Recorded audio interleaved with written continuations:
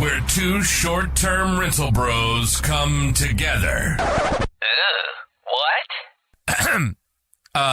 Not in that way, bro. There's a podcast of truly epic proportions where we talk about all things short-term rental and shoot the shit along the way.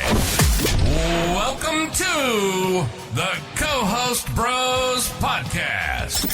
Here are your hosts, Matt Codd and Austin Spitz. Alrighty, what's going on, everyone? It's Austin Spitz back with the Co-Host Bros Podcast. I just wanted to say that today we'll be discussing our co-hosting tip of the week. And what I'd like to discuss today is obtaining co-hosting clients.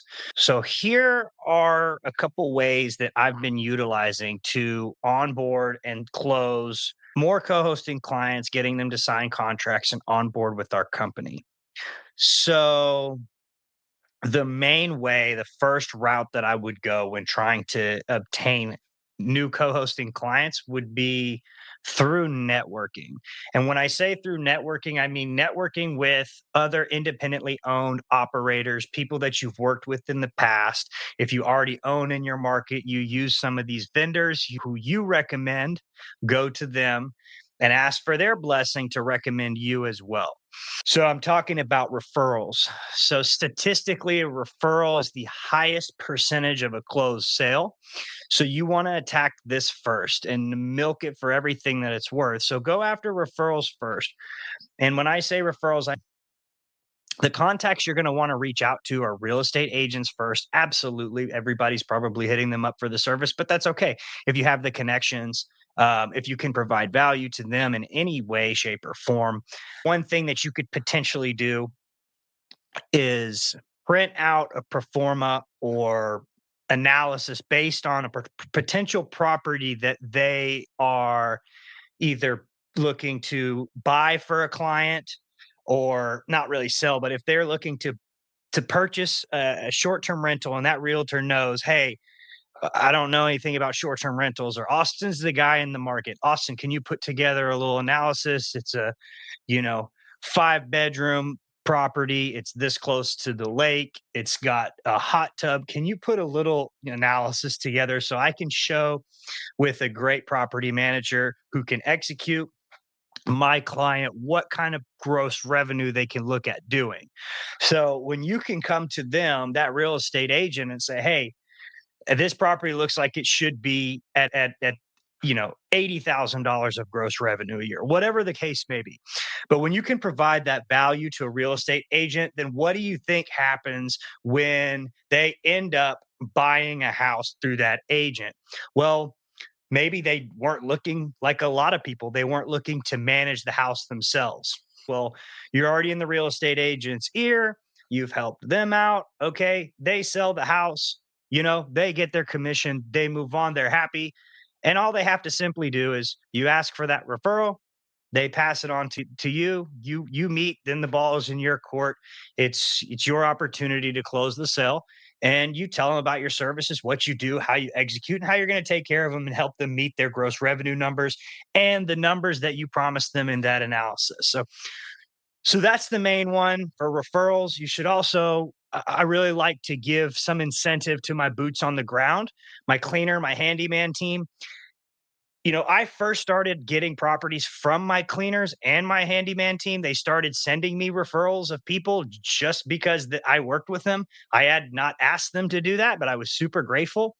And I gave them some kickback after I closed the sale to say, thank you. Hey, here's, 1 month's worth of what I would make on that property as a referral fee or whatever. And I would give them, some incentive anyways, even though they didn't ask for it. But the main point is that we are executing so well that they knew if they referred the management to me, they would still get that business as a cleaning company, or the handyman company would also get the business because they know when something is broken, I'm going to call them. Okay, every single turn, my cleaning company, they referred the business, they're going to get the business. They're going to potentially get a referral fee.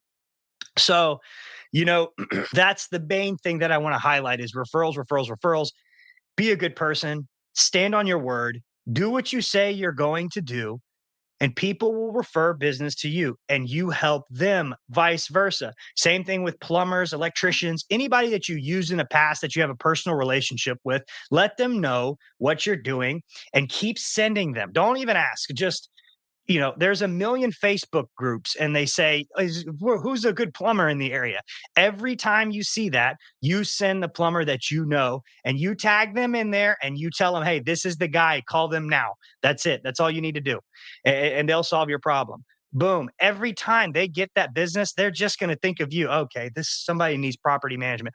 Oh, I just went to service a house. Man, it was an awesome house. Austin would be a great manager. Maybe the owner's here. Maybe I should just say something. Boom, there it is. You're in the door. Hey, is this property manager performing for you? Well, I know a guy out here. He specializes in this market and he's really good. Boom, there you go. So it all comes full circle. Referrals are everything. I think I pretty much hit the nail on the head here. Real estate agents, cleaners, handymen, plumbers, electricians, anyone that you've used in the past, make sure they know what you're doing, work something out, and be the go-to contact for them for property management and see whatever you can do to continue to help their business. So that's co-hosting tip of the day, number one, which would be referrals. The next one, I already kind of hit the nail on the head with this one as well, but I'll go ahead and dive a little bit into it. And it's Facebook groups. Okay, you got to be in these Facebook groups where short-term rental owners are. There's always a local group. There's always a place they hang out at. You just need to be in there. You don't need to be weird. You don't need to be creepy. You don't need to be soliciting. If the Facebook group allows you to post about your business, don't be spammy, but hey, you've got the green light to put it out there and tell people exactly what you're doing. So take advantage of that. Read the room, though. If it's not that kind of Facebook group, if people are not soliciting, if it's not like, hey, we don't do that here kind of thing, then simply help owners solve their problems. And you don't have to even pitch yourself. Just say, hey, we manage a bunch of units out here. I saw you had a problem with this. This is what we do. This is how you can do it much more efficiently. You just need to implement this. Hey, I saw you post your listing in the Facebook group and your pictures, if I can speak candidly here, your iPhone pictures look like dog shit. So here's my photographer that I recommend. And, this will increase your nightly rate significantly and people will love your bookings will drastically increase because of this. And people love when you give them, that free game, that free insight on how to additionally grow their business and, just helping people in Facebook groups. And eventually that'll lead to something. And at the end of helping it, just say, hey, if you're looking for anybody to manage properties out there, we'd love to at least talk and see if your property is a good fit for us. We're taking on new properties. You can drop that little nugget in there too. I mean, you did help them, so just drop it in there and say, hey, this is what we do. So I think those are the two main ways to get started. And then on top of that, just, putting it out there in the universe, post about it, tell everyone, comment, and just be aggressive with that. So that's kind of my co-hosting tip of the week.